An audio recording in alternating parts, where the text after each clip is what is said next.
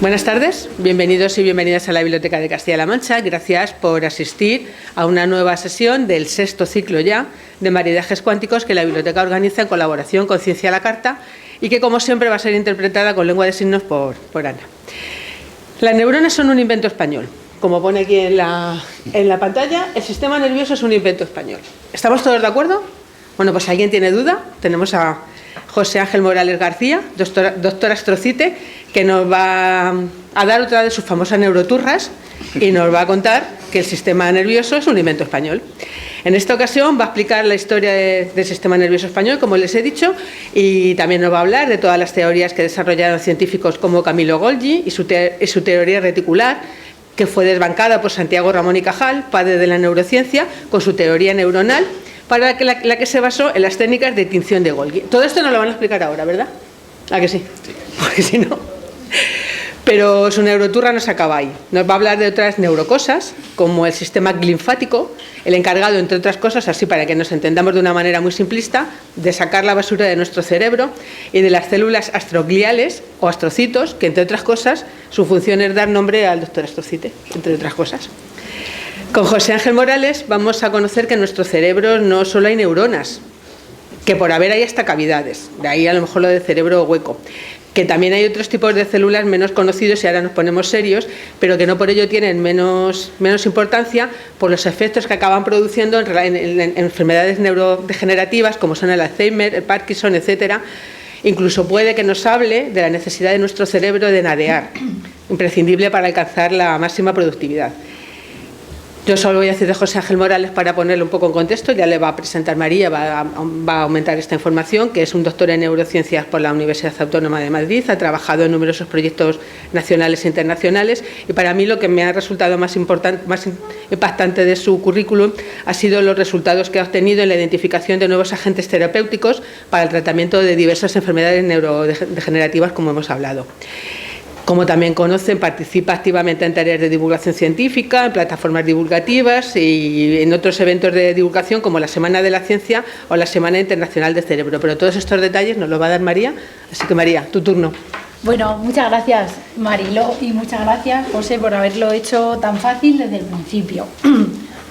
Bueno, como ha dicho Mariló, José Ángel es doctor en neurobiología por la Universidad Autónoma de Madrid, pero nos ha confesado que no lo tenía muy claro porque también le aceptaron en la Facultad de Filología Inglesa en Ciudad Real. O sea que casi es UCLM, como muchos de los que estamos aquí.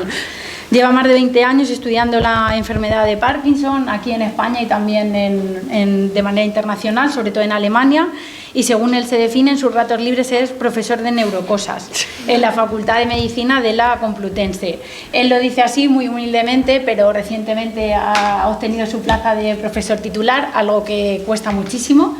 Y además hoy he mirado su ORCID y solo tiene 50 artículos científicos, o sea que ahí es nada. Creo que es un profesional excelente y hay que decirlo porque detrás del divulgador siempre hay que valorar pues todo el trabajo que lleva detrás. Además es director del Laboratorio de Modelos Experimentales de Trastornos Neurológicos en la Complutense de Madrid. Escribe para The Conversation, yo tuve el placer de conocerle en Tribulgando, que dio una charla estupenda, tiene un podcast sobre ciencia en Radio Nacional de España. Como ha dicho Mariló, Semana de la Ciencia, Semana Internacional del Cerebro, y algo que nos ha encantado y que hemos estado hablando antes con Arantxa, que seguramente vamos a nutrirnos, es un programa precioso que tiene de ciencia en residencia, se llama, que es ir a contar la ciencia en residencias de mayores, que yo creo que es un ideón y te lo vamos a copiar, ya te lo digo. Entonces, nada, la biblioteca se la conoce, además es toledano, que Mariló no lo ha dicho, con lo cual juega en casa y estamos encantados de tenerle aquí. Y ya os adelanto, que no sé si puedo, bueno, y si no puedo, pues ya os lo adelanto, que va a estar en el post, ¿vale? Va a ser uno de nuestros ponentes estrellas de este año en el Pin of Science, o sea que os esperamos también para verle. Y nada, muchísimas gracias de verdad por haberlo puesto tan fácil y por estar hoy aquí. Un placer. Gracias. Bueno, Sí, nos bajamos ya.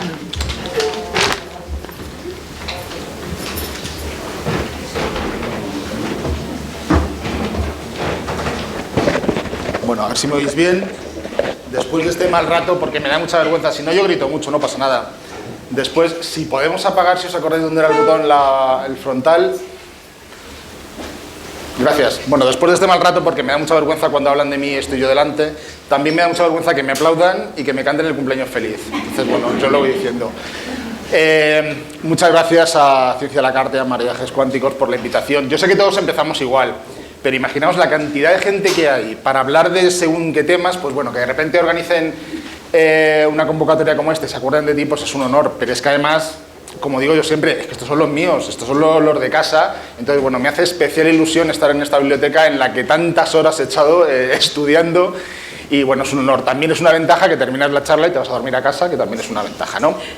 Bueno, yo os he puesto así esta mañana me decían en la tribuna de Toledo, pero este título es un poco así.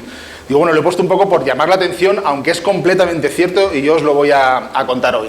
Tranquilo, no todo el mundo, no habéis venido a ningún mitin político, pero es que quiero recalcar que realmente el sistema nervioso es un invento español. Yo os voy a ir llevando durante esta charla por los siglos, para adelante y para atrás, porque quiero también poner un poco en contexto la situación de la neurociencia. Es verdad que ahora, desde nuestro punto de vista, es difícil entender las cosas, o hay cosas del pasado que, bueno, cuestan un poco, ¿no? Hay que ponerse en el contexto de ese momento, que es lo que yo voy a hacer. Os voy a ir llevando de adelante para atrás para ponernos en contexto hasta llegar a la parte de la neurociencia española. La neurociencia es la ciencia que se encarga del estudio del sistema nervioso, ¿no? De vital importancia, por lo menos en mi caso, que me dedico a la investigación en la enfermedad de Parkinson. La neurociencia ha ido avanzando, sobre todo durante el último siglo, un montón, gracias a avances científicos, gracias a nuevas técnicas, gracias a inventos. Si me tengo que quedar con un invento que me parece que fue revolucionario para el avance de la neurociencia, no es otro que el microscopio. El microscopio nos ha permitido bueno, pues estudiar el cerebro en gran detalle, ¿no? Yo antes ponía esta imagen que parece así como muy de chiste, pero entraña mucha seriedad, ¿no? Porque realmente el microscopio nos ha permitido identificar y estudiar el sistema nervioso hasta el más mínimo detalle. Y yo se lo digo mucho a mis alumnos. Para saber cómo no funciona el sistema nervioso, para conocer la patología, primeramente tenemos que saber cómo funciona, ¿no? Y ahí el microscopio ha sido fundamental. Yo antes, cuando ponía esta imagen, siempre decía, si alguna vez tenéis dudas de algo, ponedlo debajo del microscopio. Ya veréis cómo se resuelven las dudas. Esto ya no lo puedo decir, sobre todo durante el último año. Porque, y esto es otra de las cosas que os quiero hablar, da pie también a la aparición de bulos, que es algo que a mí me preocupa bastante, sobre todo los bulos relacionados con la salud. Yo antes decía lo de ponerlo debajo del microscopio, hasta que alguien, debe ser que me hizo caso, y se dedicó a poner trozos de salchicha debajo de un microscopio. Y a mirarlo y a hablar de la composición de las salchichas, ¿no? Bueno, yo que tengo un microscopio en cada punto del laboratorio, en mi despacho, que es donde se hace el trabajo administrativo, también tengo un microscopio. Muchas veces cuando vienen alumnos con dudas, les digo, vamos al microscopio, y lo miramos, ¿no? Bueno, pues yo que estaba desayunando y viendo ese vídeo que un famoso influencer había publicado, me enfadé bastante. Me enfadé bastante porque no puedes poner, como puso esta persona, un trozo de salchicha debajo del microscopio y hacer según qué afirmaciones. Y cuidado que no estoy defendiendo la calidad nutritiva de las salchichas, no van por ahí los temas. Pero es verdad que no puedes poner una salchicha troceada debajo de un microscopio. Bueno, pues yo me puse a hacer el tonto, como suelo hacer habitualmente, pero hubo compañeros míos que se enfadaron mucho y con toda la razón, como Javier, que es profesor de la Universidad de Sevilla, a lo que dijo que, bueno, que este famoso youtuber había sido estudiante de la Universidad de Sevilla y que esto podría, bueno, pues traer consecuencias negativas para la universidad. O mi amiga Patricia, que también le escribió personalmente. Lo dejo aquí simplemente para haceros un llamamiento de que tengáis cuidado con lo que veis en redes. Y luego también está el problema de la autoridad, ¿no? Si vamos por ahí fuera y alguien nos dice comer naranjas es malo para la salud, pues venga, va, déjame en paz. Ahora, si te lo dice un médico, si te lo dice un nutricionista, es como que ya no lo creemos. Es verdad que muchas veces hay gente que tiene ese título, esa notoriedad, y le creemos. Yo lo que quiero es que pongáis un poco en duda todo lo que veis, que preguntéis a más gente, porque eso al final da pie a muchos bulos en cuestiones de salud. Por eso ya no digo lo de que si tenéis dudas lo miréis debajo del microscopio. Bueno, no os voy a contar toda la historia de la teoría celular, pero sí que me parece importante hablaros de algunos de los personajes que contribuyeron al desarrollo de la microscopía. Para ser investigador o para tener interés, mejor dicho, para tener interés científico, no hace falta ser científico. Por ejemplo, Claudio Ptolomeo, en el siglo I, andaba él por allí haciendo sus cosas en Egipto y se dio cuenta que un palo que estaba metido en un charco, la parte del palo metida en el charco se veía de otra manera, estaba como amplificada, ¿no? Al fin y al cabo de eso se trata, de observar y ver que simplemente el agua ya te estaba amplificando la imagen, ¿no? Hay más investigadores. Yo os he traído aquí, por ejemplo, a Anton van Leeuwenhoek. Anton van Leeuwenhoek era un comerciante de telas neerlandés que desarrolló uno de los primeros microscopios, un microscopio súper rudimentario, ahí lo estáis viendo, para que veáis lo que ocupaba. Era simplemente una lente y ahí colocaba las cosas que querían ver. Van Leeuwenhoek se le considera uno de los padres de la biología celular porque fue el primero en ver células, en ver microorganismos. Observó espermatozoides, que menudo susto se llevó, él los llamaba animáculos, porque de repente empezó ahí a ver cosas corriendo. Vio también... ¿Has dicho algo? Sí, que como veo que ejemplos... Bueno, esta es una historia que me traumatizó mucho en su momento. Ya veis que yo me diversifico mucho, porque yo entiendo que cuando tú inventas algo así, pues tiendes a observar lo que tienes más a mano, nunca mejor dicho. Pero claro, me puse a mirar un poco en la historia de Van Leeuwenhoek y lo que había observado era espermatozoides de conejo. Un momento en el que dejé de leer porque ya no había más necesidad de saber. Bueno, Van Leeuwenhoek vio células sanguíneas, vio microorganismos, y es que mirad qué rudimentario es este aparato. Yo os pregunto, ¿para qué Van Leeuwenhoek no era científico? ¿Para qué narices quería Van Leeuwenhoek diseñar un microscopio? Las fibras de las telas, exactamente, con lo que os comentaba antes, para que no le engañaran, para luchar contra los bulos, ¿no? Para que no le engañaran, para que cuando viniera una partida de telas, él pudiera comprobar que efectivamente la calidad de las telas era tal como para pagar por lo que le estaban pidiendo, ¿no? Otro gran investigador en el campo fue Robert Hooke, que lo que hizo fue mirar láminas de corcho, y al observar con esos microscopios rudimentarios las láminas de corcho, vio que estas láminas estaban formadas por huequitos, ¿no? Le recordaba a las celdas de un panal, de ahí viene la palabra célula, por todos estos huequitos que observaba en este tejido, en este caso vegetal.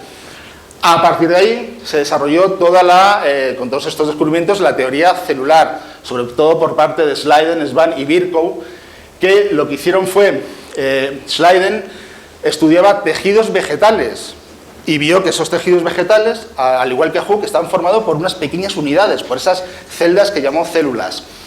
Schwann hizo lo mismo pero en animales y dijeron, ostras, es que lo mismo está pasando también en animales. Virchow también contribuyó a esta teoría. De ahí viene la teoría celular, teoría que dice que todos los seres vivos están formados por unas unidades mínimas que son las células. Y esto es fácil de entender.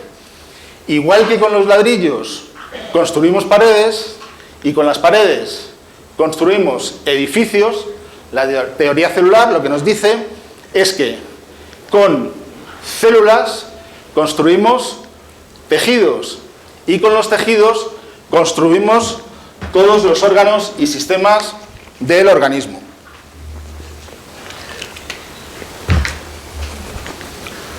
Bueno, y os he traído algunos ejemplos, porque si yo os doy un papel y os digo, pintadme una célula, ¿me pintáis algo parecido a esto? Bueno, vosotros y yo, una célula redondita, donde vemos que en su interior, en su citoplasma, hay muchas cosas, muchos orgánulos, el que más destaca es el núcleo, es el más vistoso. Bueno, tenemos células redonditas, y aquí tenéis una imagen del riñón. Esto es un conducto del riñón. Veis, cada uno de esos puntos negros que estáis viendo, que estoy marcando, son los núcleos de la célula. Eso nos sirve a los histólogos para estudiar los tejidos. Pues es un punto de referencia. Bueno, pues tenemos 1, 2, 3, 4, todo ese conjunto de células redonditas formando ese túbulo. Túbulo del riñón. Este túbulo lo que va a hacer es recoger lo que proviene de la nefrona. Acordaos, la nefrona se encarga de filtrar la sangre, de reabsorber el agua y de lo que no sirve, eliminarlo por la orina. Tenemos células de todos los tamaños y formas, ¿no? Esto es el hígado. En el hígado veis que ya tenemos una célula mucho más poligonal. Otra vez tomamos el núcleo como punto de referencia. Todo esto que estáis viendo aquí es un tejido hepático, es hígado, ¿de acuerdo? Y todos estos puntitos nos sirven para identificar las células, puntos que son los núcleos. Todo esto rojito que veis ahí como grumitos no son otra cosa que todos esos grumos, esos acúmulos de glucógeno que sirven como reserva energética. ¿Habéis oído hablar de los batidos detox? Y de la dieta detox, y del ejercicio detox, y de cualquier cosa detox. Hoy os iba a hacer la broma de a la salida podéis comprar mi libro sobre batidos detox, para luego deciros que es mentira, esto es una estafa, no existe lo detox. Y ya os he enseñado lo que sí es detox. El riñón y el hígado, cuyas células acabáis de ver, es el medio natural que tenemos para detoxificar. El riñón metaboliza muchos de nuestros fármacos para hacerlos hidrosolubles, es decir, para que se disuelvan en agua y se eliminen a través de la orina. Esos son nuestros órganos detox y además trabajan gratis y no hay que decirles lo que tienen que hacer. Con lo cual, cada vez que oigáis algo de detox, ya sabéis que es mentira. Más células redonditas. Antes hemos visto que teníamos una célula grande con el núcleo que ocupaba casi todo el centro de la célula. Ahora lo que tenemos es una célula redondita, pero el núcleo está ahí como desplazado, ¿no? Porque aquí lo importante, al ser tejido adiposo, es la grasa, la gota lipídica que se llama.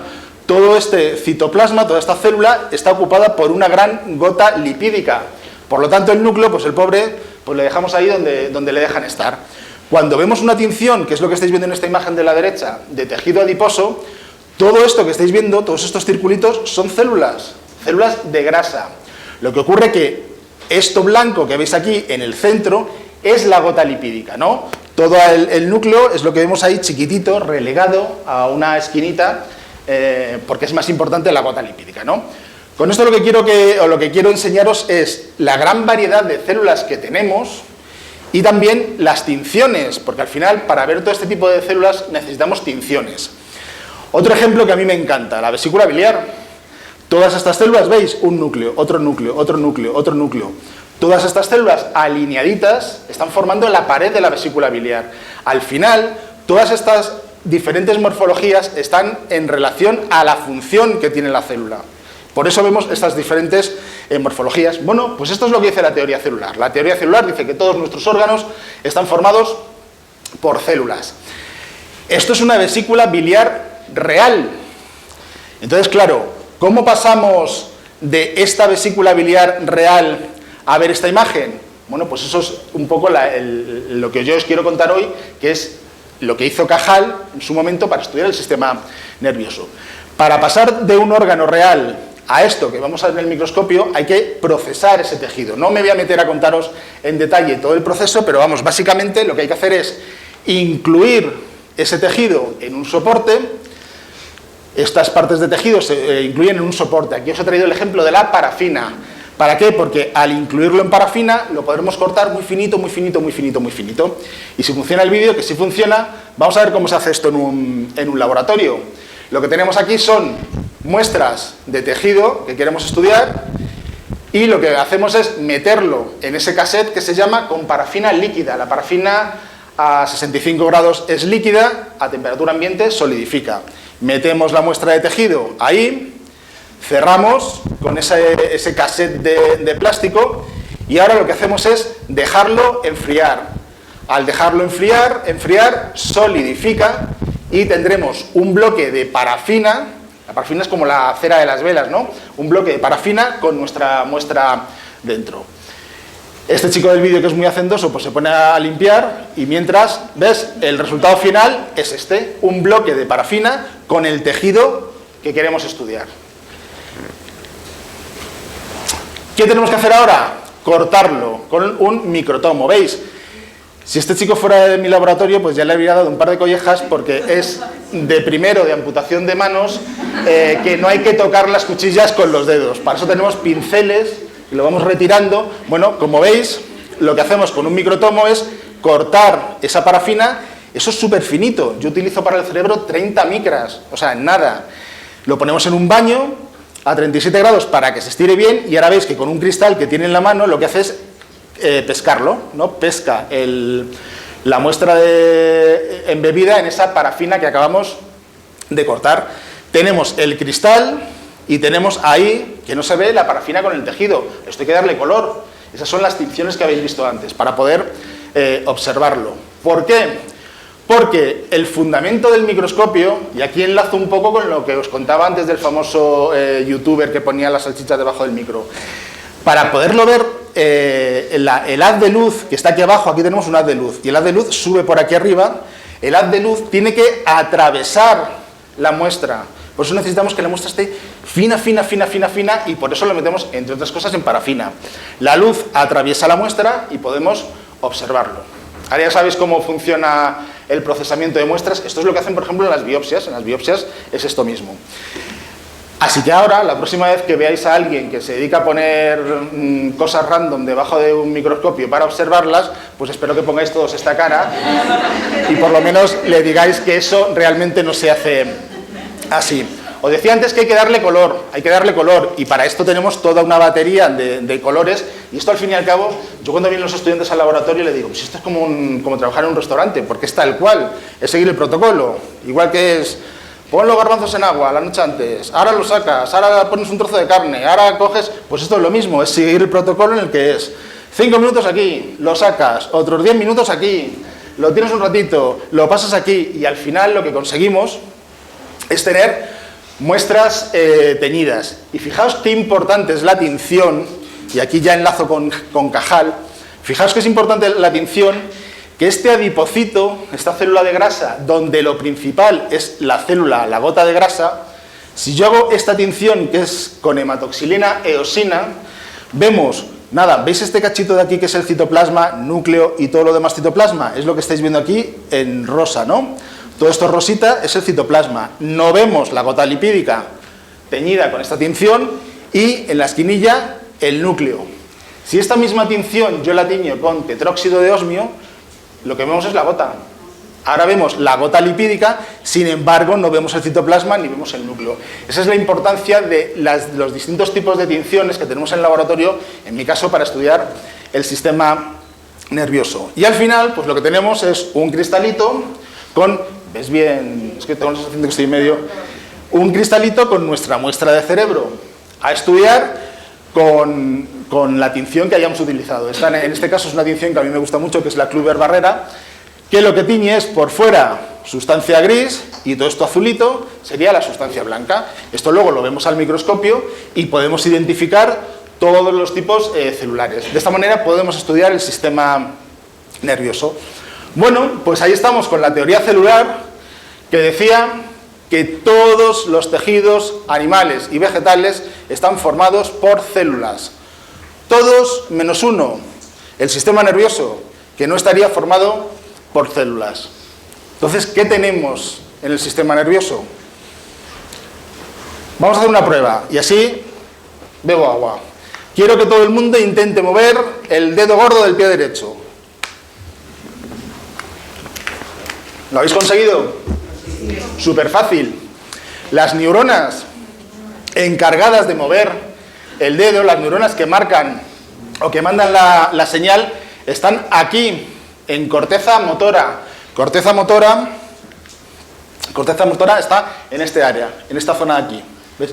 La evolución es sabia, y como sabía la evolución que yo iba a ser profesor de neuroanatomía, pues me ha hecho calvo, porque así es mucho más fácil dar las clases. Bueno, pues en esta parte de aquí, en la corteza motora, están las neuronas que mandan la orden de mover el dedo gordo del pie derecho. Pero es que fijaos el camino que tiene que seguir esa información. Desde corteza, desde la circunvolución precentral, que está aquí. Esto de la circunvolución precentral lo digo porque como es una palabra rara, así os pensáis que soy muy listo. Bueno, pues desde la circunvolución precentral tiene que bajar por aquí, bajar por médula espinal.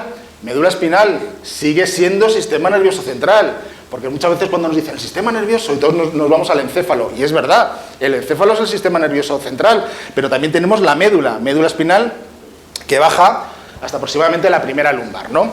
Por eso las punciones lumbares se hacen a partir de la segunda o la tercera lumbar, para no pinchar médula, ¿no? Bueno, pues tiene que pasar por médula, tiene que salir por los nervios espinales y tiene que llegar al pie. Es decir, tiene que haber una comunicación desde corteza motora hasta el pie. Bueno, las neuronas se comunican entre ellas. Y se comunican pues porque están juntitas y se pasan la información de lo juntitas que están. Pero si están separadas, también se pasan la información, bueno, pues a través de mediadores. De manera que para que la información llegue desde la corteza hasta el dedo, pues necesitamos una neurona, o sea, una célula, ya os he hecho spoiler, que se lo pase a más células, que se lo pase a más células, que se lo pase a más células. No sé vosotros, pero yo esto no lo veo rentable.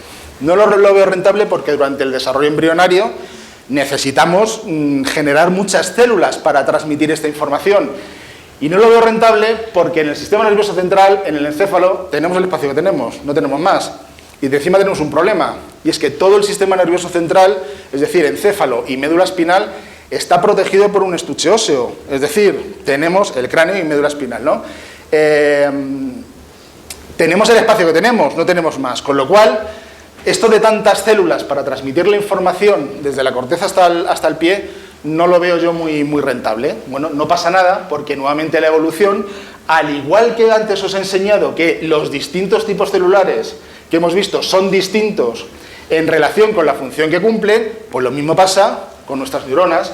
Las neuronas están adaptadas para que no necesitemos todo ese chorro de células que transmiten la información desde corteza hasta el pie, ¿no? Entonces, por eso las células tienen esta morfología. Las células, las neuronas. La neurona transmite la información por su axón hasta la siguiente neurona. La siguiente neurona va transmitiendo toda esa información hasta la siguiente neurona o hasta el órgano diana, ¿no? Por eso las neuronas es una optimización celular en relación a la función que van a realizar. Os decía antes, teoría celular, todos los órganos, todos los tejidos formados por células, excepto el cerebro. ¿Por qué? Aquí en la imagen veis a Camillo Golgi, médico italiano. Por eso os decía lo de poner en contexto lo que vemos, porque en aquella época, claro, ahora, yo a esta época actual yo le llamo la vida moderna. Yo cuando a mis alumnos les digo la vida moderna, me refiero ahora. Claro, en la vida moderna ahora somos listísimos y lo vemos todo súper claro, pero hay que ponerse en la situación aquella en la que Camillo Golgi, al estudiar el tejido nervioso, veía esto, veía todo ese entramado de cables. Lo veía él y lo veían todos los demás. De hecho, a Camillo Golgi le debemos la tinción de Golgi. Es una tinción de Golgi basada en el uso de cromato de plata, con la que se estudiaba el tejido nervioso. Con la gran tinción de Golgi veías que el tejido nervioso era un entramado de cables. Es lo que se veía y es lo que veía todo el mundo, un entramado de cables. Por eso la teoría celular decía que todos los órganos están formados por células, menos el cerebro, que estaba formado por un retículo. De ahí viene el reticularismo, la ley que promulgó Camillo Golgi y casi todos los científicos de la época. Y esto era clarísimo. Nadie veía otra cosa que todo este retículo en el sistema nervioso. Hasta que llegó un español, Santiago Ramón y Cajal, que además, como buen maño que era muy cabezón. Entonces, cuando todo el mundo decía que no, Cajal, que no, pues llegó Cajal y dijo: pues aquí lo que pasa es que lo que tenemos que hacer es, con mucha paciencia, ir tirando de cada cable. Y si tiramos de cada cable de manera individual, nos daremos cuenta que los cables, todo esto que vemos aquí, no es una red de cables, sino que son cables individuales enrollados. Y esa es precisamente la teoría de Cajal, lo que se conoce por neuronismo, que el tejido nervioso, al igual que el resto de órganos, también están formados por células. Que esas células se las llaman neuronas. Y que esas neuronas tienen esas prolongaciones que hemos visto ahí antes, que al cruzarse tanto entre ellas daban la sensación de que fuera una red, ¿no? Esa es la teoría del neuronismo. ¿Por qué se pensaba esto? Porque la comunicación entre una neurona y la siguiente es tan estrecha, tan estrecha, tan estrecha, que era imposible verla con las tinciones y métodos que tenían en esa época. Las neuronas se comunican entre sí mediante sinapsis, ¿no? Si os fijáis aquí, en la comunicación entre esta neurona y la siguiente, ese espacio, ahí hay un espacio real, que es este de aquí, que se denomina sinapsis. Ese espacio real era imposible o prácticamente imposible de ver con las tinciones que tenían, y Cajal lo vio. Por eso Cajal dijo, no señores, es que son células individuales. Este espacio es chiquitísimo, son nanómetros, yo no sé cómo consiguió verlo. Aquí os lo he puesto en grande, ¿no? Esto sería la célula emisora, que se llama, de la que parte la información, y esta sería la neurona receptora. Entre medias, ese espacio. Y fijaos en esto que os cuento, porque además luego, por algo que os voy a contar luego. El paso de información de una neurona a otra se hace por la formación de neurotransmisores. De manera que esta neurona genera neurotransmisores que libera en la hendidura y que pasan a la siguiente neurona. Es decir, la neurona emisora va a tener muchas vesículas con neurotransmisor, mientras que la receptora no. Quedaos con esto por algo que vamos a ver luego. Bueno, pues esto fue uno de los principales, uno de los muchos descubrimientos de Cajal, que con los medios que teníamos en esa época, o sea, que tenían, yo no estaba, con los medios que tenían en esa época y con lo que había, pues consiguió ver. Golgi desarrolló esta técnica, la técnica en su honor de Golgi, que utilizaba cromato de plata. El cromato de plata lo que tenía es que es una técnica muy caprichosa, porque no te marca todas las neuronas que vemos en el tejido neuronal. Afortunadamente, también os digo, porque si no, no habría manera de ver nada. Con lo cual, una vez que se marca la neurona con esta tinción, vemos el cuerpo de la neurona y vemos todas esas proyecciones que os enseñaba antes.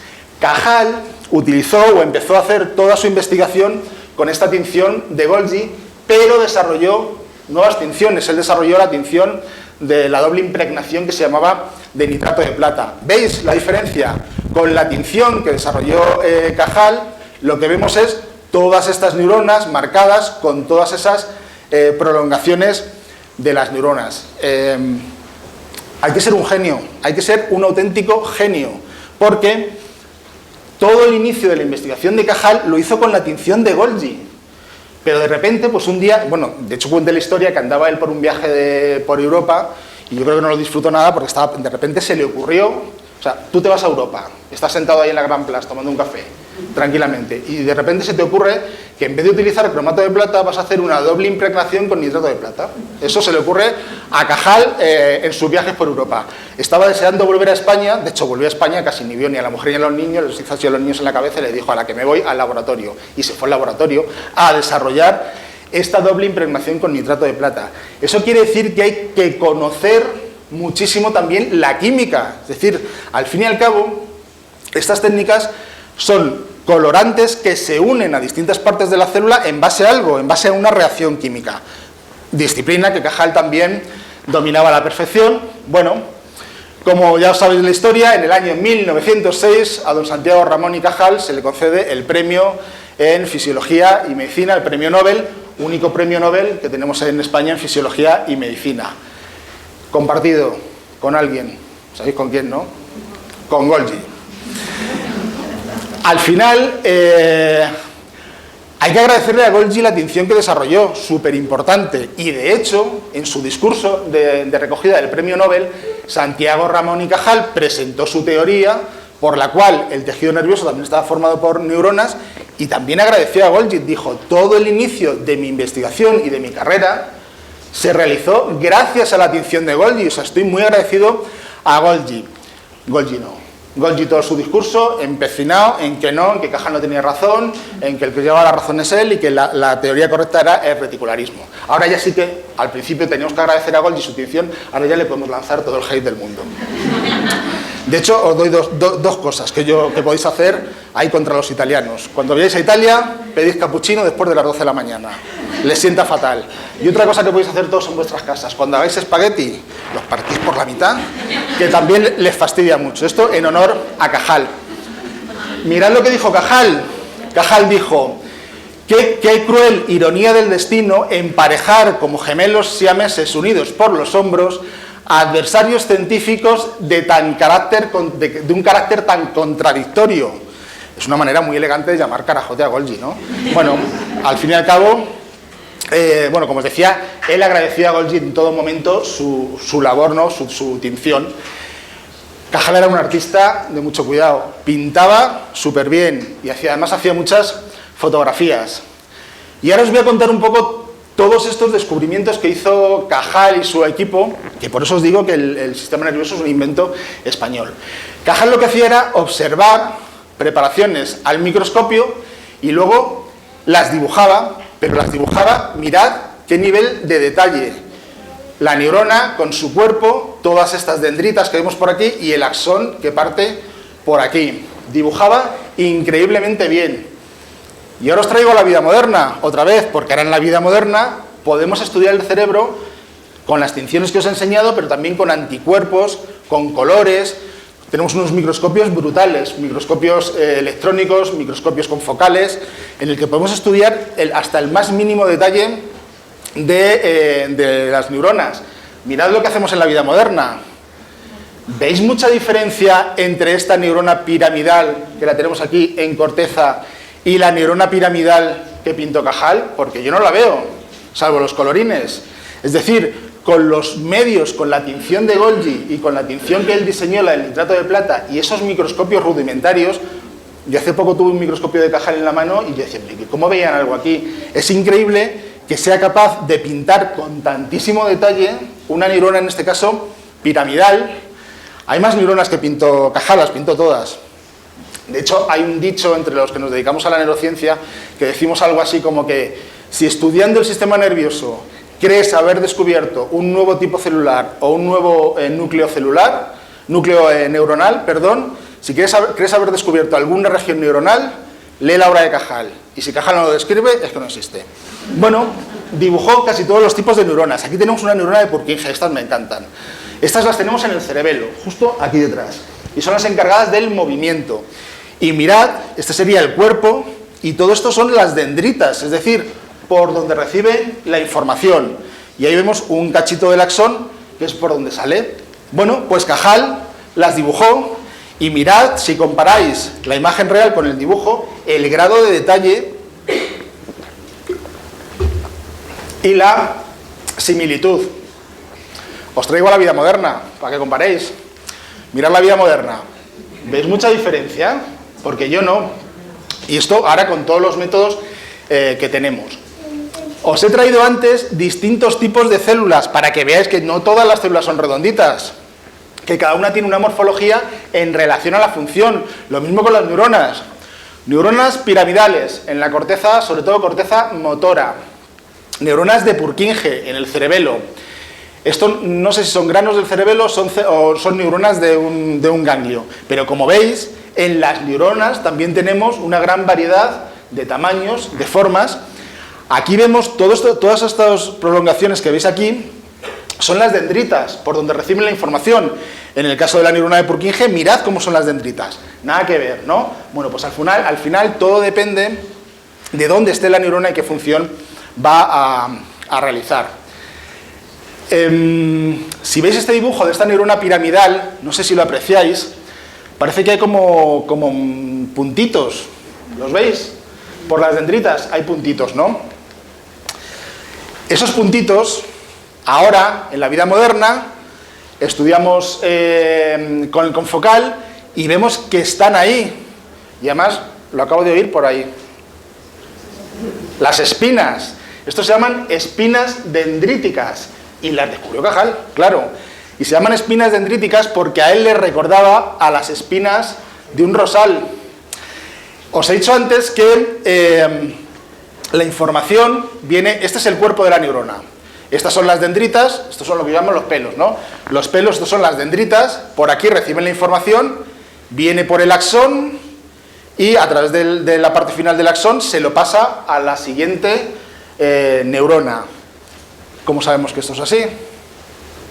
Ahora lo sabemos nuevamente porque en la vida moderna somos muy listos, pero es que esto también lo descubrió Cajal. Cajal descubrió lo que se llama la polaridad, es decir, la dirección de la información. ¿Por qué la información entra por aquí, viene por aquí y se pasa por aquí? ¿Por qué no entra por aquí atrás y va al revés? ¿Por qué no entra por aquí en medio, da 3 vueltas por ahí con carpado hacia adelante y sale por otro lado? Bueno, pues Cajal en aquella época también enunció su teoría de la polaridad neuronal, es decir, que la información entra por aquí, por esta parte de la neurona, viene por aquí y pasa a la siguiente. Estuvieron a punto de darle el segundo premio Nobel por esto y por haber descubierto, como decía alguien por ahí antes, las espinas dendríticas.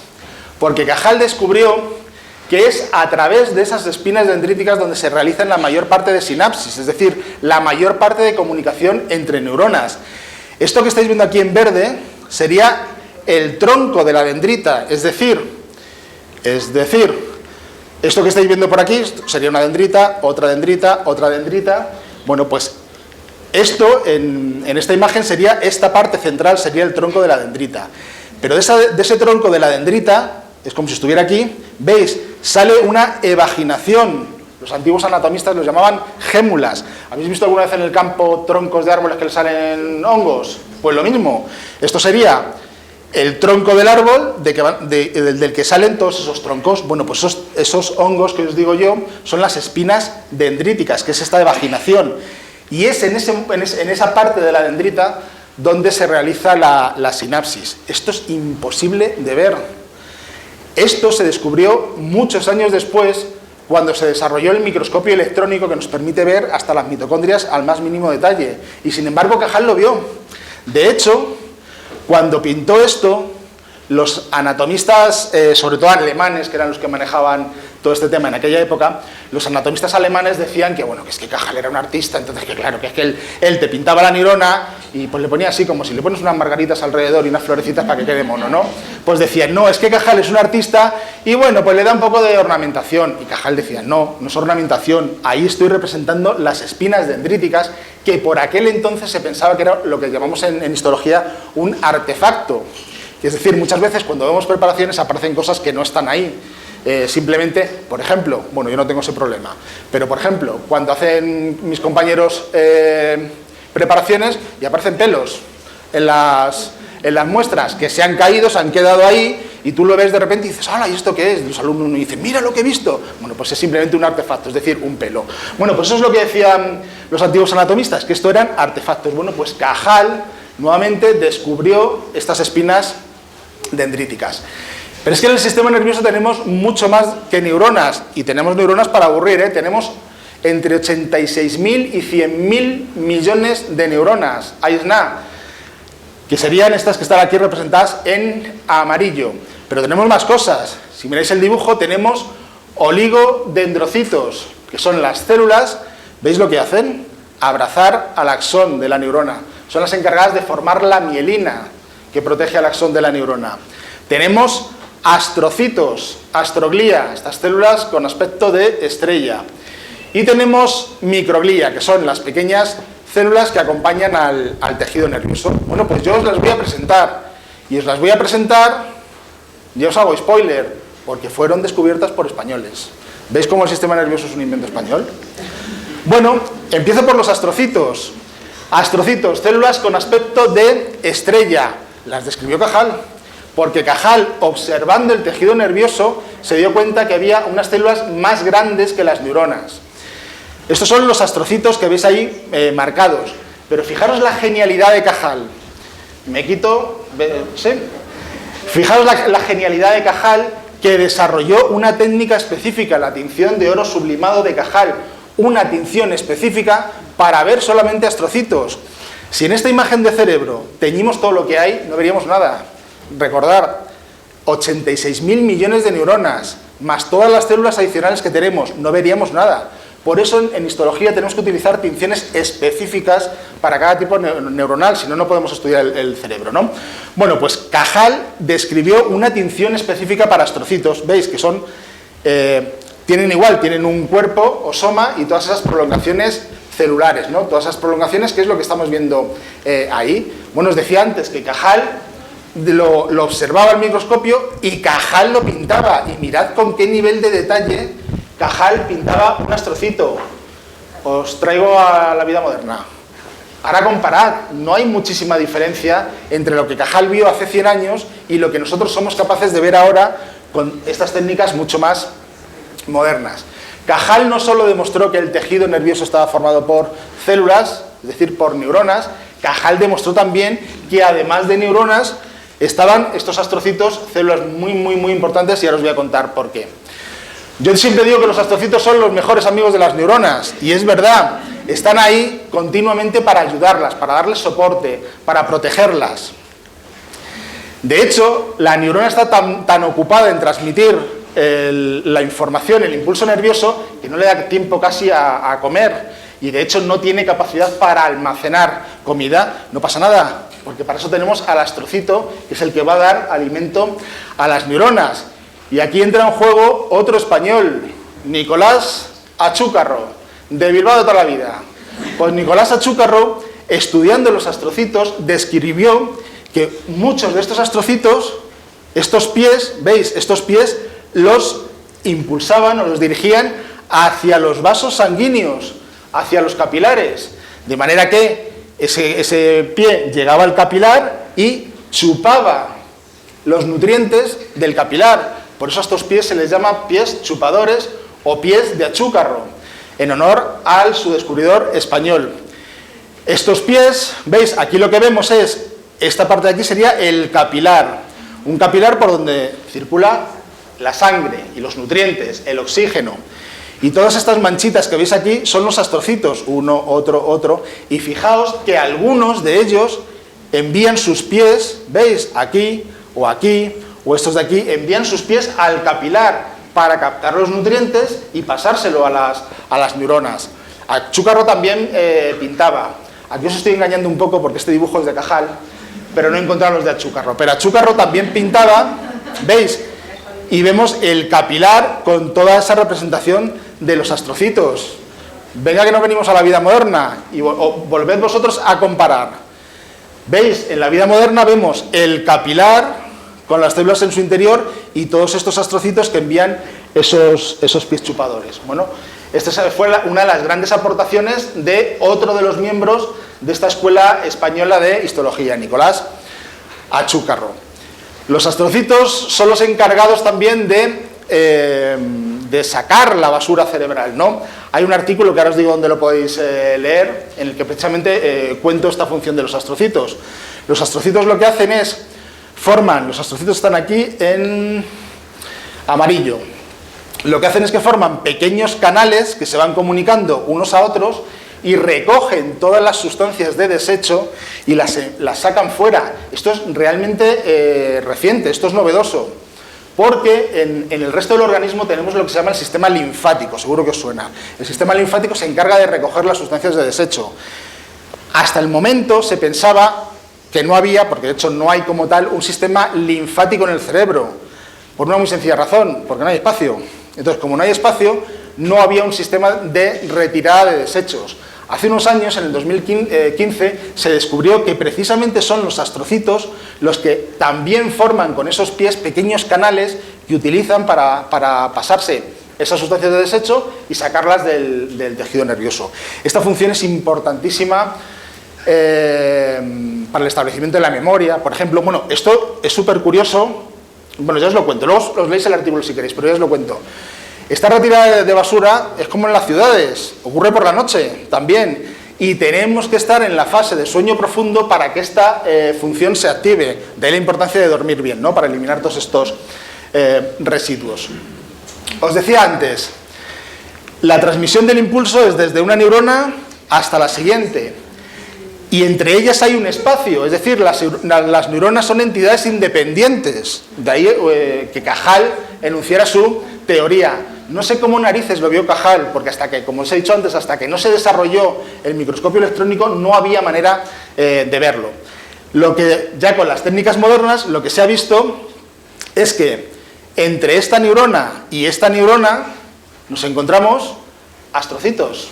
Los astrocitos no pueden transmitir un impulso nervioso, pero están ahí controlando, y además es una función importantísima, están ahí controlando que esa transmisión del impulso nervioso se realiza correctamente. Con las técnicas de microscopía electrónica ya lo vemos mucho más claro. ¿Os acordáis lo que os dije antes de todas estas vesículas con neurotransmisor? Pues ahora podéis identificar perfectamente cuál es la neurona de la que parte la información. ¿Veis? Ese es el axón con todas esas vesículas. Ahí vemos otro, ahí vemos otro. Esta parte de aquí, sin vesículas, sería la neurona que recibe la información. ¿Veis que no tiene nada en su interior? Y mirad qué bien se ve aquí. porque esto de aquí sería el cuerpo de la dendrita, lo que os decía antes, el tronco del árbol, y de ese tronco sale esa evaginación, que es la espina dendrítica. ¿Sabéis quién descubrió esto? No fue Cajal, porque la microscopía electrónica surgió mucho después de Cajal. Fueron Alfonso Araque y Gertrudis Perea, otros dos españoles, del Instituto Cajal del CSIC. Más descubrimientos españoles. Os he hablado antes de la microglía. Nadie se había percatado de que en el tejido nervioso había unas células muy pequeñas, muy pequeñas, muy pequeñas. Tan pequeñas que para no liarnos pues las llamamos microglía. Descubrimiento que realizó Pío del Río Ortega, también de la escuela de Cajal. Estas células de microglía, veis, células muy pequeñitas que también Pío del Río Ortega dibujó. Y si nos vamos a la vida moderna y comparáis, pues nuevamente tampoco hay mucha diferencia entre lo que vemos ahora con toda la metodología que tenemos y lo que pintó Pío del Río Ortega. Estas células de glía yo las llamo, son las Sena, la Sena de la princesa Guerrero. ¿Os acordáis de la serie? Bueno, pues las células de microglía son las protectoras de las neuronas. Ellas están en reposo, circulando por el tejido nervioso, escaneando que todo esté bien, y cuando encuentran un agente patógeno o una zona de daño, se mueven, adquieren esta forma ameboide, empiezan a moverse hacia la zona de daño, y cuando llegan a la zona de daño se activan y acaban con ese agente patógeno, es decir, van a proteger a las neuronas. Otro de los tipos celulares que os he comentado antes son los oligodendrocitos, estas células que forman esa vaina, veis esto que veis en azul, serían esas manitas del oligodendrocito que protegen al axón. Es importantísimo proteger al axón para que no se dañe. Y nuevamente fue Pío del Río Ortega, español, es de Pío del Río es de Portillo, de Valladolid. Y él descubrió lo que Cajal llamaba el tercer elemento, porque no sabía muy bien qué era. Entonces, bueno, él descubrió estas células de microglía y también las pintó. A Pío del Río Ortega estuvo a punto de ganar el premio Nobel, también de medicina. Estamos a principios del siglo XX y Pío del Río Ortega tenía dos cosas en su contra. Una, que era republicano, y segunda, que era homosexual. Entonces, bueno, al final Pío del Río Ortega tuvo que emigrar a Argentina, y en Argentina, bueno, pues desarrolló toda su carrera científica. Bueno, al final os estáis dando cuenta que todas estas células, junto con las neuronas, yo siempre digo que son el grupo de amigos, porque están ahí para ayudarse, están para apoyarse, y son necesarias todas. Es cierto que las que tienen la fama son las neuronas, porque transmiten el impulso nervioso, pero es que todas las demás están controlando que la función del tejido nervioso sea la correcta para defendernos de agentes patógenos. Y esta relación es como en un matrimonio, en la salud y en la enfermedad. Y ahora vamos con la enfermedad, porque os he contado que todos estos españoles descubrieron todas estas células del tejido nervioso que son vitales y que es fundamental su conocimiento para saber qué pasa en condiciones patológicas. Empiezo por los oligodendrocitos, que os he dicho que forman esa vaina de mielina protectora del axón, pero en ocasiones nuestro sistema inmune emite anticuerpos que lo que hacen es dañar la vaina de mielina, es decir, romper la vaina de mielina. Y entonces aparecen enfermedades como la esclerosis múltiple, en el que esa vaina de mielina está dañada y por lo tanto no se puede transmitir correctamente el impulso nervioso. Esto ya lo dejó caer Pío del Río Ortega hace 100 años. Ya empezó, bueno, probablemente si alguna vez hay alguna enfermedad, puede ser esta y puede estar ocasionada por la destrucción de los oligodendrocitos, para que veáis realmente la capacidad que tenían todos estos investigadores. Hemos hablado antes de los astrocitos y de la microglía. ¿Qué pasa con los astrocitos y la microglía en la enfermedad? Y para que lo entendáis, os pongo este ejemplo muy sencillo. Imaginaos que en casa entra un ladrón, pero tenemos alarma y la alarma empieza a sonar, ¿no? La alarma empieza a sonar, viene la policía y detiene al ladrón.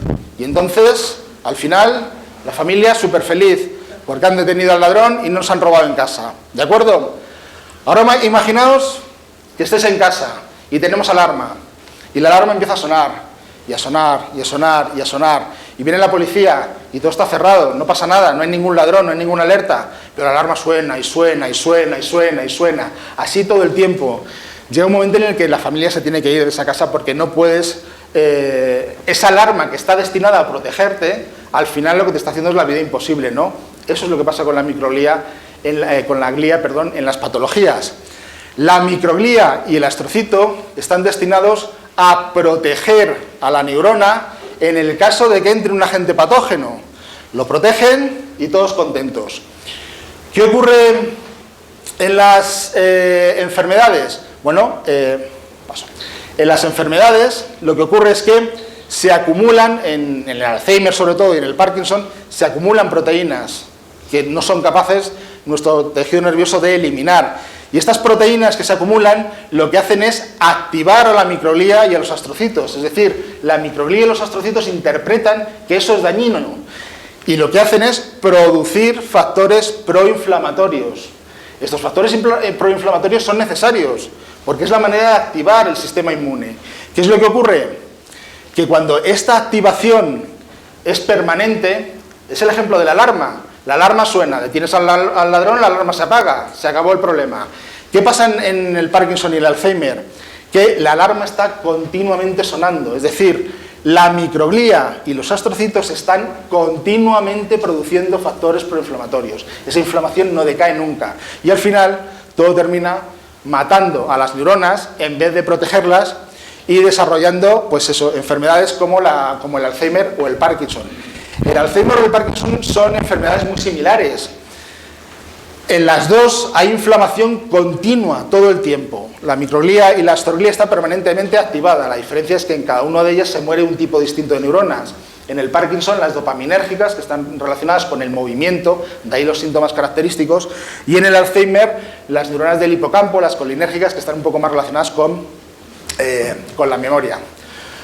Como veis, al final, toda la composición del tejido nervioso la conocemos gracias a un grupo de españoles que describieron estas neuronas y que nos han permitido avanzar y sobre todo conocer la función de estas neuronas, o sea, de estas células en las enfermedades, que es a lo que en este caso me dedico yo, ¿no? A intentar buscar una cura para reducir esa inflamación, esa actividad de las células gliales y proteger a las neuronas. Cosas que quiero que o me gustaría que os llevarais a casa. Bueno, pues que al fin y al cabo el sistema nervioso es un invento español. Que tenemos cierta tendencia a sacar las banderas a la mínima de cambio está muy bien, que no se me enfaden los del fútbol. Y está muy bien alegrarse de los éxitos de tu equipo, pero es que el sistema nervioso fue descrito por españoles. De hecho, a Santiago Ramón y Cajal se le llama internacionalmente el padre de la neurociencia moderna. Y esto no es algo que se haya inventado un español, esto es algo que se conoce internacionalmente, el valor de la escuela histológica de Cajal en el descubrimiento de todo el sistema nervioso. Este es Cajal, con toda su escuela neurohistológica. Bueno, pues todos esos científicos que descubrieron estas células y que, bueno, pusieron a España en el mapa, ¿no? En aquella época no eras nadie, si te querías dedicar a la neurociencia, estamos hablando de finales del siglo XIX, principios del XX, no eras nadie en neurociencia si no pasabas por el laboratorio de Cajal y estudiabas con él. Esta imagen, bueno, representa a Cajal, el maestro, con todos sus discípulos. Esta imagen era normal en la época. Ahora la vemos y te aumentan las dioptrías. ¿Por qué? Eli, que es muy combativa, está diciendo sí. ¿Por qué? Porque no hay mujeres. A Cajal se le ha tachado muchas veces de machista, que yo creo que no lo era, pero hay que ponerse en contexto. En un libro de Cajal que se llama Los tónicos de la voluntad, tiene un capítulo entero dedicado a cómo tiene que ser una buena mujer de un científico, que pone los pelos como escarpias, pero pensad que estamos en la época, la mujer ni siquiera tenía acceso a la universidad. Hay un grupo de investigadores, esta historia os la cuento otro día si queréis, pero hay un grupo de investigadores, entre ellas compañeras mías desde del departamento, Elena Giné, Carmen Sanz, Carmen Martínez, Cristina Nombela y Fernando de Castro, que se dedicaron a, oye, en la escuela de Cajal no había mujeres, y descubrieron que sí que había mujeres en la escuela de Cajal, y de hecho estaban en los papeles, estaban en los informes, escribieron artículos, pero los fueron quitando. A lo largo de los siglos, de las décadas, los fueron quitando y estas mujeres desaparecieron. Manuela Serra. Manuela Serra, os cuento solo brevemente, porque es que la historia es apasionante. Manuela Serra venía de una familia bien, muere el padre y tiene que ponerse a trabajar. Cajal, que era su vecino, en la calle del Prado, en Madrid, le dice, ¿por qué no te vienes a mi laboratorio a trabajar como técnico? Bueno, pues resultó ser una revelación, porque Manuela Serra hizo grandes descubrimientos, aportaciones en el campo de la neurociencia. Hasta tal punto que Cajal fue a ver a la madre de Manuela Serra y le dijo, le pago la carrera de medicina, me ofrezco a pagarle la carrera de medicina a tu hija porque realmente es brillante y porque ha hecho muchas contribuciones hasta el momento en el campo de la neurociencia, pero no pudo ser, porque en aquella época la vida quería que Manuela Serra se casara, porque tenía un noviete, se casara y atendiera a su marido, ¿no? Entonces, bueno, Manuela Serra no se dedicó a la investigación. Os cuento una pequeña anecdotita. El año pasado les dije a mis alumnos en medicina, buscar en Google las mujeres de Cajal, para que veáis, digo, os va a sorprender la historia.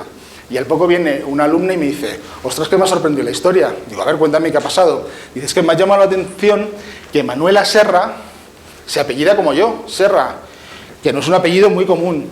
Entonces he empezado a leer sobre ella, me ha encantado su historia, y un día estábamos comiendo en casa, con los abuelos y con todo, y dije, pues mira, había una mujer en la escuela de Cajal, Manuela Serra, y le dice el abuelo, claro, hija, la tía Manolita. Bueno, pues resulta que era la tía de su abuelo. De hecho, le invitamos, antes os he dicho, tuve un microscopio de Cajal en la mano, le invitamos a la facultad, vino el abuelo de mi alumna con el microscopio que Cajal le había regalado a Manuela Serra. Un microscopio totalmente rudimentario. Más mujeres, que no me enrollo. Laura Forster, por favor, que hagan la película ya o la serie en Netflix. La vida de esta mujer es apasionante. Laura Forster era australiana. En Australia las mujeres no podían estudiar medicina. Se fue a Suiza. No, se fue a Inglaterra. En Inglaterra no la dejaron estudiar medicina. Se fue a Suiza. En Suiza estudió medicina. Volvió a Inglaterra. Y como no la dejaban ejercer, estudió enfermería. Como le interesaba mucho el sistema nervioso, le dijeron, si quieres ser alguien en neurociencia, vete a Madrid, al laboratorio de Cajal. Y se vino al laboratorio de Cajal. Otra que también hizo grandes aportaciones y grandes descubrimientos al mundo de la neurociencia. Luego se fue a la guerra. No la dejaron ejercer la medicina porque las mujeres no podían ser médicos. Tuvo que ejercer como enfermera hasta que después la dejaron ejercer la medicina después. Murió en Ucrania, también en un conflicto bélico. Una historia apasionante. Y por último, tenemos a María Soledad Ruiz Capillas, otra de las mujeres de la escuela de Cajal que hizo grandes aportaciones al campo de la neurociencia. Y esta es más nuestra, porque era toledana. Soledad Ruiz Capillas era toledana, tampoco siguió en la escuela de Cajal y finalmente estudió medicina, estudió odontología y de hecho fue la primera mujer médico en dirigir un balneario. Bueno, consejos, os decía antes, para llevar a casa, pues que cuidéis a las neuronas y la glía. Y al final es que no hay una receta mágica, es lo de siempre. Lo hablaba el otro día con un periodista. Al final es nuestra dieta mediterránea, si es que no hay que hacer nada más. Nuestra dieta mediterránea nos va a ayudar a tener un sistema nervioso saludable. Estamos dando todo el día la matraca y con razón de la vida cardiosaludable. Bueno, pues acordaos de mí cuando oigáis esto de cardiosaludable, porque todo lo que es bueno para el corazón también lo va a ser para el cerebro, con lo cual una dieta saludable siempre beneficia el buen funcionamiento del tejido nervioso. El ejercicio, evidentemente el ejercicio físico mejora mucho la actividad, parece ser que también está implicado en la neurogénesis. Siempre me siento un poco impostor cuando cuento esto, porque tengo una amiga, tenemos una amiga en común, una amiga que está sentada ahí, que es médico, y que también está muy gordita, como yo, y dice, claro, tú imagínate, cada vez que me viene la señora con la diabetes, el sobrepeso y no sé qué, que le tenga yo que estar diciendo, señora, deje el boyaco y coma verduras. Bueno, pues yo os lo cuento, os lo tengo que contar, aunque no sea más el indicado. Una cosa que es muy buena para la salud mental, y yo que soy de los 80 y veía Barrio Sésamo, pues nos lo contaba Coco, cuando nos decía que con amigos es mejor. Es súper saludable para el cerebro hablar con la gente, pero no a través del móvil, sino cara a cara. Es decir, tener un discurso lógico, entender lo que la otra persona te está diciendo, contestarla, elaborar tú tu propio discurso. Al cerebro hay que motivarle, ¿no? Hay que hacer que trabaje. La única manera de activarlo y que trabaje es repitiendo una actividad. Yo siempre digo que una actividad muy positiva para crear nuevas conexiones sinápticas es el aprender idiomas. Pero es que vuestro sistema nervioso no es tonto. No vale con llegar ahora por la tarde y decir, bonjour, ya está, me he aprendido una palabra, porque tu cerebro te dice, esto no vale absolutamente para nada. Entonces tú mañana te aprendes otra palabra en otro idioma y dices, guten Tag, y tu cerebro te dice, no me engañas, a no ser que te pongas, os he dicho los idiomas como os puedo decir otra disciplina, a no ser que te pongas a estudiar un idioma todos los días, es cuando tu cerebro dice, vale, ahora sí, ahora veo que necesito crear nuevas conexiones para dar servicio a lo que tú estás haciendo, que es estudiar un idioma. Por eso, si haces alguna disciplina, como tocar un instrumento y demás, hay que repetirlo, ¿no?, para que nuestro cerebro entienda que lo tiene que hacer. Y ahora vamos a publicidad. Vamos a publicidad porque os quiero hablar ya, para terminar, antes lo ha comentado antes María, de The Conversation, que es una plataforma de periodistas y científicos en el que la gente escribe sobre temas en concreto, ¿no?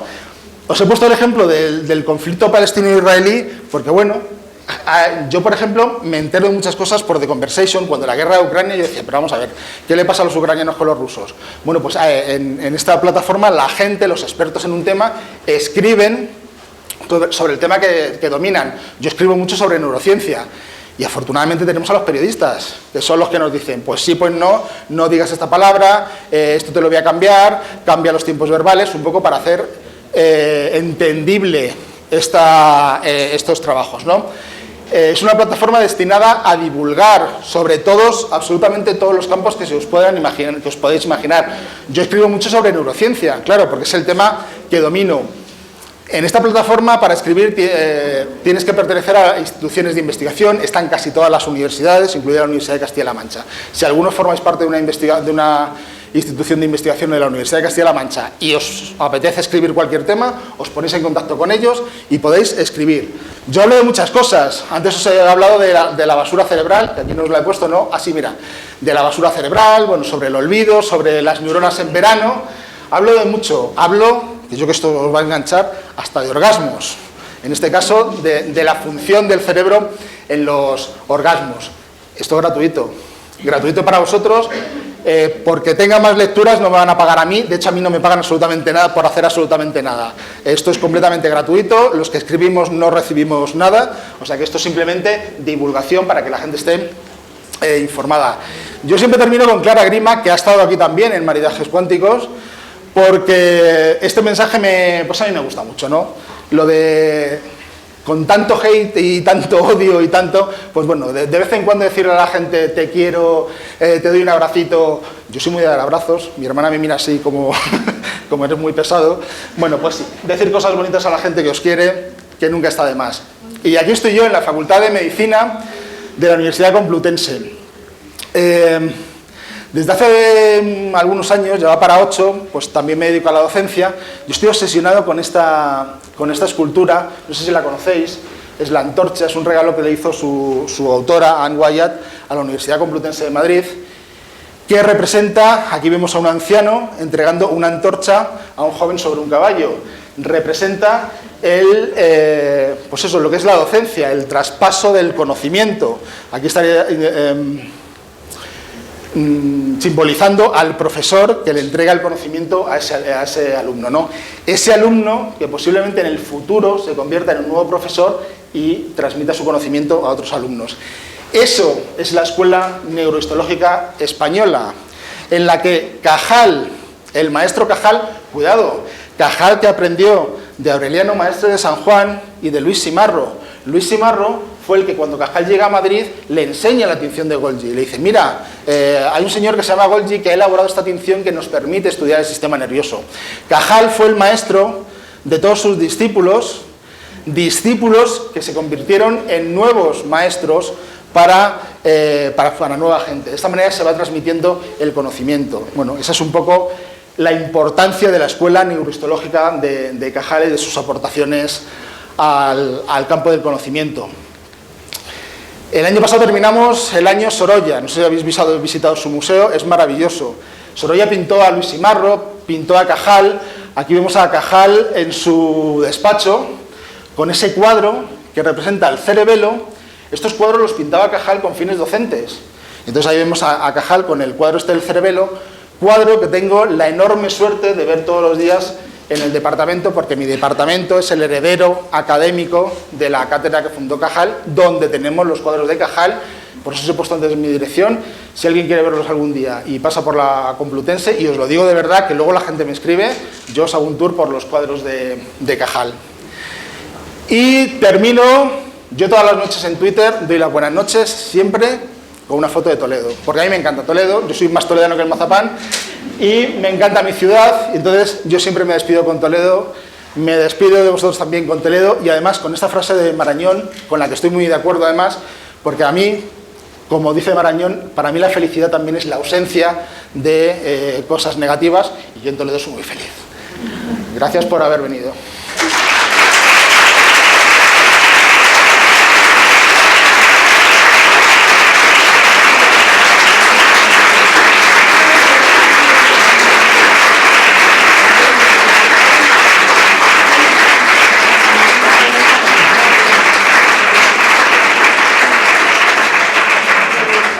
Se me olvidó deciros que el aplauso también, sobre todo para Ana, porque creo que no soy fácil de designar, pero bueno, gracias, Ana.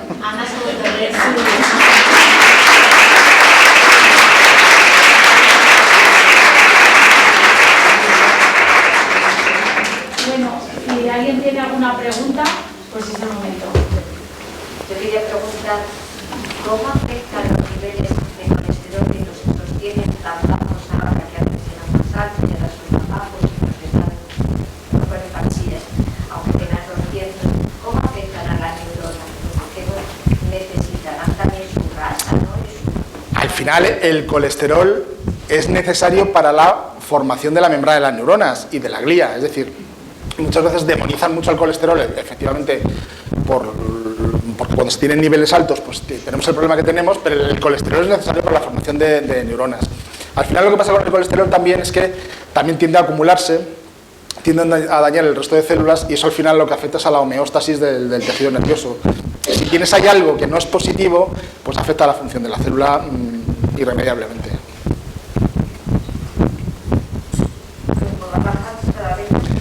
Ya, bueno, es que, pero eso pasa con cualquier tipo de marcador, que según sabemos más y hay más estudios, pues los niveles van cambiando, es verdad, sí.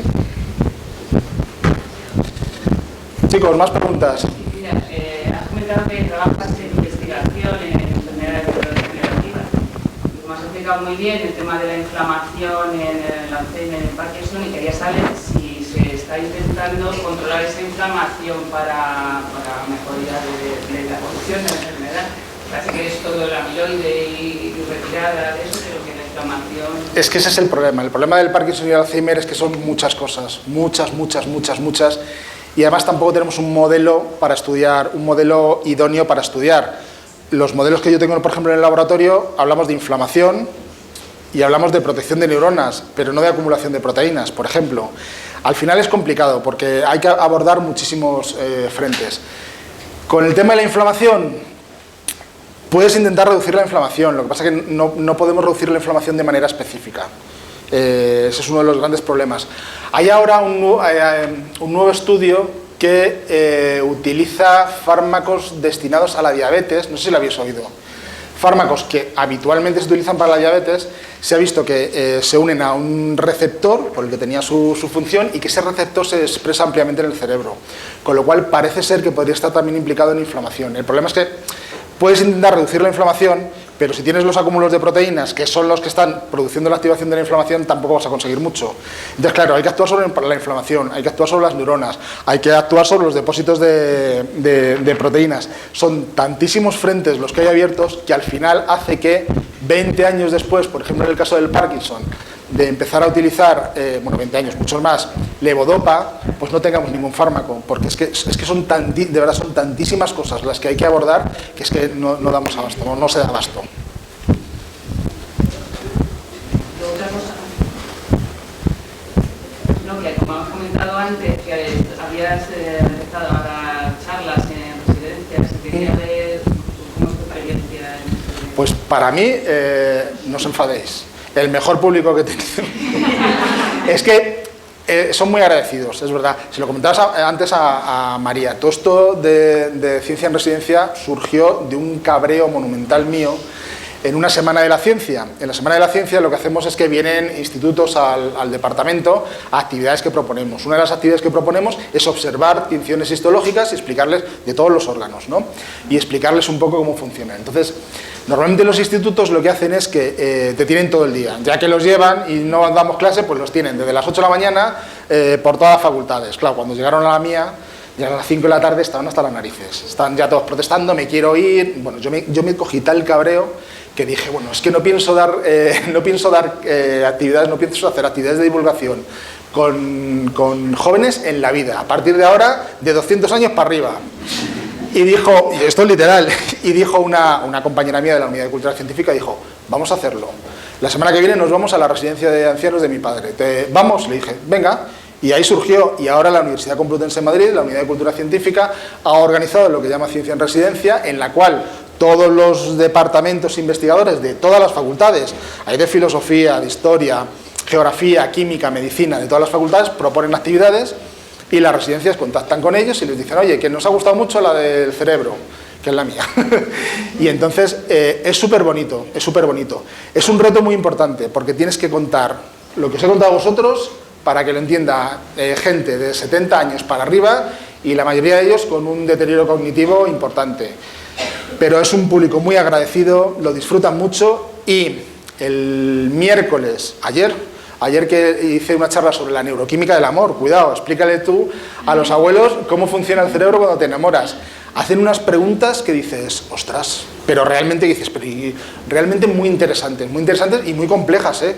O sea que, bueno, si alguno trabajáis en estas cosas y os animáis a reproducir la idea de ir a las residencias de mayores, a hablarles de lo que sea que hagáis, os va a gustar la experiencia. Para mí, el mejor público que he tenido, aparte de vosotros.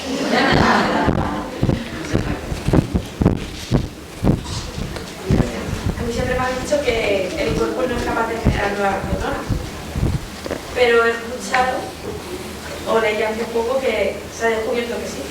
Bueno, lo descubrí hace mucho tiempo. En el año 1960, Joseph Allman, tradicionalmente se ha pensado que en el individuo adulto no somos capaces de generar nuevas neuronas. Imaginaos, durante el desarrollo embrionario generamos un montón para organizar todo el sistema nervioso y una vez que nacemos ya no somos capaces de generarlas. Eso es lo que se pensaba. Ahora ya sabemos que en el adulto, en el momento en el que estamos nosotros ahora, tenemos dos regiones neurogénicas, es decir, dos regiones que son capaces de generar neuronas dentro del cerebro, en el ventrículo lateral y en el hipocampo. Tenemos la maquinaria para generar nuevas neuronas, tenemos células madre neurales. Las células madre neurales van a dar lugar a tres tipos de células, que ya las conocéis, las neuronas, los astrocitos y los oligodendrocitos. O sea que ya no solamente serviría para las neuronas que se están perdiendo en enfermedad de Alzheimer o de Parkinson, sino también para esclerosis múltiple, porque son capaces de generar nuevos oligodendrocitos. Tenemos toda la maquinaria, pero no lo hacemos. De hecho, en determinados casos de epilepsia, en el que se mueren las neuronas en el hipocampo, que están muy cerquita de las células madre del hipocampo, las células madre se activan para reponer las neuronas que se están muriendo y no saben dónde tienen que ir. Se produce lo que se llama la neurogénesis ectópica, y es que las nuevas neuronas se pueden dar vueltas por el cerebro sin saber dónde tienen que ir, dónde tienen que colocarse y cómo tienen que funcionar. Entonces, es cierto que tenemos regiones neurogénicas, pero no... Eso es otra fuente de estudio muy importante, que también hacemos en el laboratorio, ya hago publicidad, el intentar activar a esas células madre para que vayan a donde tienen que ir a sustituir a las neuronas que están muriendo, pero sí que tenemos, sí que tenemos.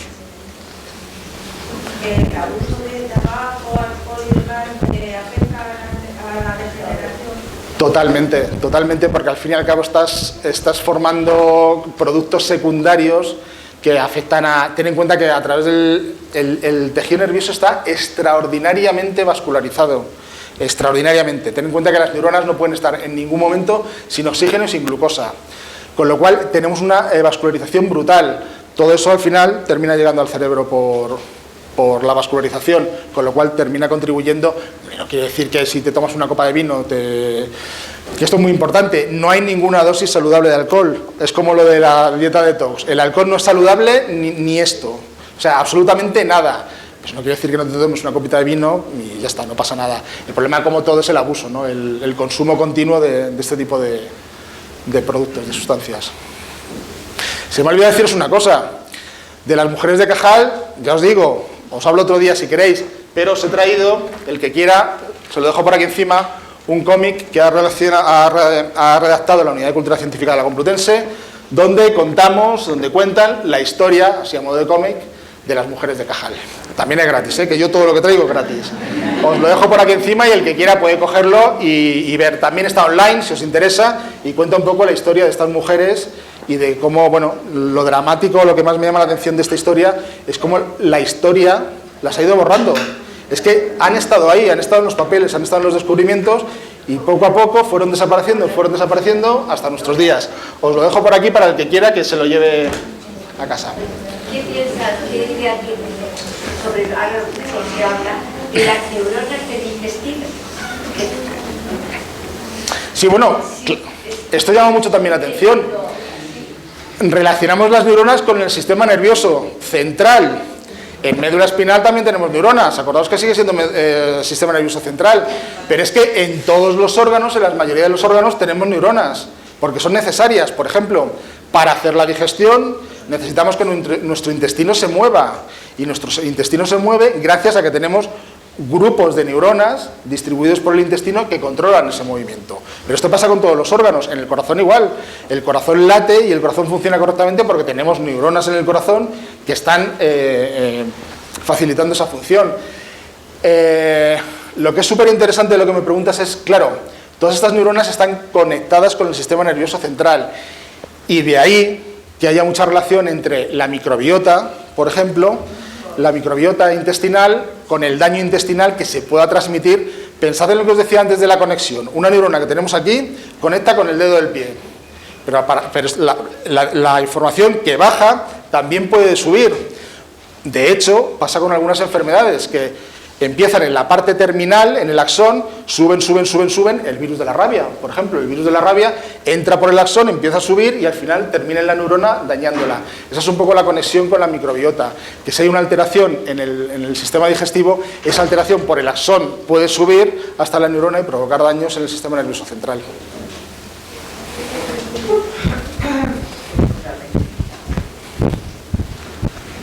¿No hay más preguntas? Bueno, pues vamos a darle un fuerte aplauso.